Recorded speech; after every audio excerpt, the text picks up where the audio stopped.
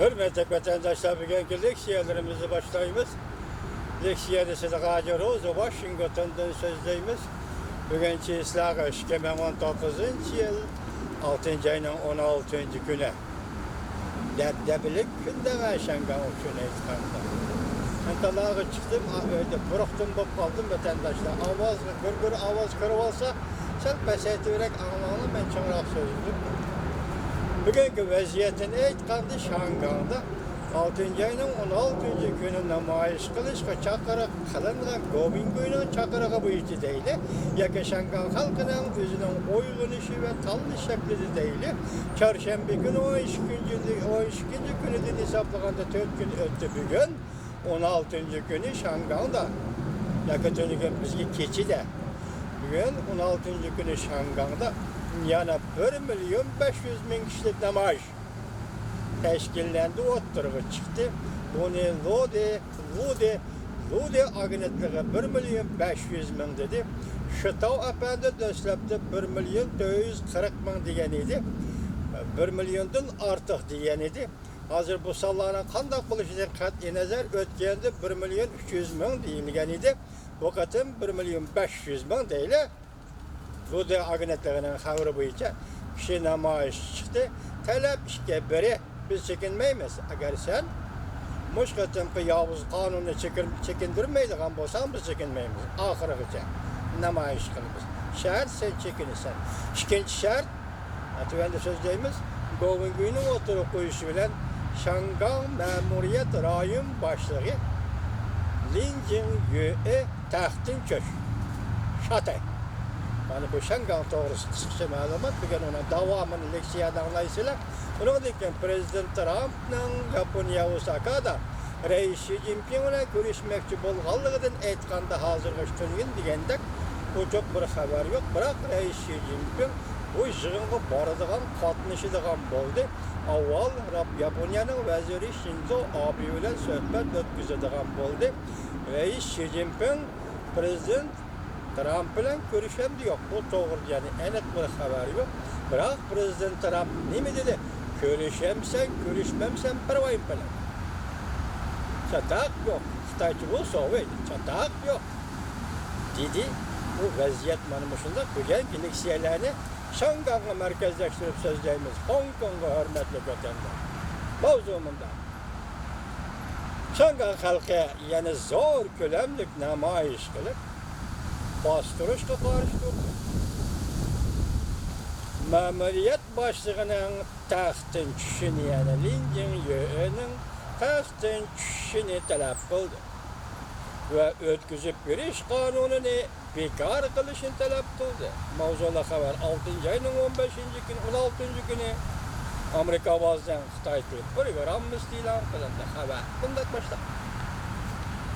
Washington, yakşembe günü minliğan, 100 minliğan harekiyim ki koçalağı çıkıp namayiş kılgan Şanganlıkla bu şehirne yakın qiyin ahvalga tushirib qo'ygan, kechiringlar, rahbarlarning taxtdan tushishini talab qildi. 6. ayning 12. günü saqchilarning namoyishchilarni bostirganligiga qattiq norozilik bildirdi. Saq yoz kunlari namoyishchilar hukumat binosi turishliq Victoria bog'chisiga yetib keldi. Bazı namoyishchilarning qo'lida oq atirgul bor edi. Ular ko'targan lozinkalarga mundaq yozilgan edi. Oq atqanlarni so'roqqa tortimiz. Jinoyat bekitishinglarni qaytirib ketdi. Yani ok atqan degan deliqa rezinka oq enandagi neliqa ko'zdan yosh oqizilgan bombalar portlagan bo'lishi kerak. O'quvchilar zo'ravonlik namoyishi qilmadi. Bizni öldürme. Balalar zo'ravonlik qilmadi. Zo'ravonlar emas. Jungo'ga o'tkazib bermanglar. Şanganlıqda 4 kishilik guruhni yo'qotayli. Jungo'ga o'tkazib berishga qarshi turamiz. Yani qonun to'g'risidagi lozinkalar borlar. Bu zo'r ko'lamli namoyishni tashkillagan Demokratlar fronti undaq ko'rsatdi. Yakshanba günü qari kiyim kiyib, namoyish qildik. Şangan hükümetiga 5 noktalık talep koyduk. Cümleden namoyishchilarni bizni nazorat qilma, ayblama. Zo'ravonlar namoyish deb jinoyat bekitishni bekor qil. O'q otquchilarning mas'uliyatini so'rashda qil. Qochqinlar qonunini bekor qil. Ma'muriyat boshlig'i Lin Jingye taxtdan tush. Beijing qo'llayotgan Shangang alayda ma'muriyat rayoni, ya'ni ma'muriy rayoni.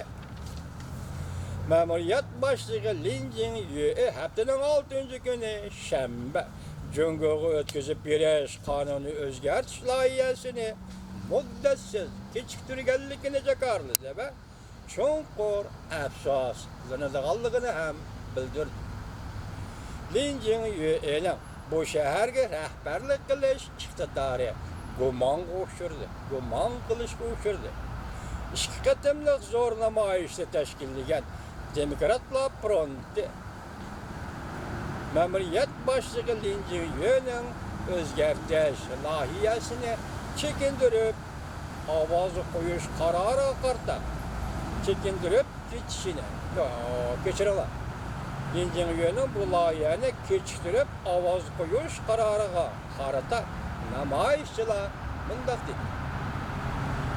Bu shahar boshlig'i muxbirlarni kutib olish yig'inida o'zgartirish loyihasi to'g'risida va namoyishchilarni bostirganligi to'g'risida xatoligini iqror qilmadi. Pushaymon qilmadi. Taxtdan tushamsa yo'q deb 10 qatim qo'yilgan savolga to'g'ridan-to'g'ri javob berishni rad qildi. Demokratlar fronti chunqur afsuslandi. Buning uchun Demokratlar fronti chunqur afsuslandi. Demokratlar fronti bunday hisobladi. Lin Jingye kechiktirib ovoz qo'ydiganligini bildirdi. Shangang fuqarolarining qonun o'zgartirish loyihasini bekor qilish talablariga pisand qilmadi. Faqat kayfiyatni yumshatishga urindi.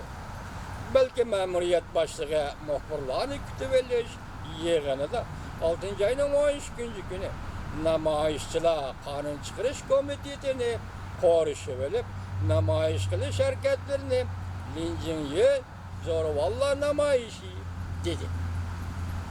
Masalan, namoyishchilarning qonun chiqarish komitetini qorishib olib, namoyish qilish harakatlarini ma'muriyat boshlig'i Lin Jingye nima dedi? Zo'ravonlar namoyishi dedi. Hamda soqchilarning namoyishchilarni bostirishi haqliqdir dedi. Soqchilarning haddidan ziyada zo'ravonlik qilishidan, odam o'ldirish qurollari bilan namoyishchilarni jarohatlantirganligidan iborat faktlardan o'zini qochirdi. Demokratlar fronti ma'muriyat boshlig'i Lin Jingye soqchilarni qanot ostiga olganligini aybladi. Haftaning 3 kuni soqchilar pul muomala markaziga yaqin yerda namoyishchilarga rezinka o'q otdi. Yosh oq qo'zilagan bomba otdi. Shu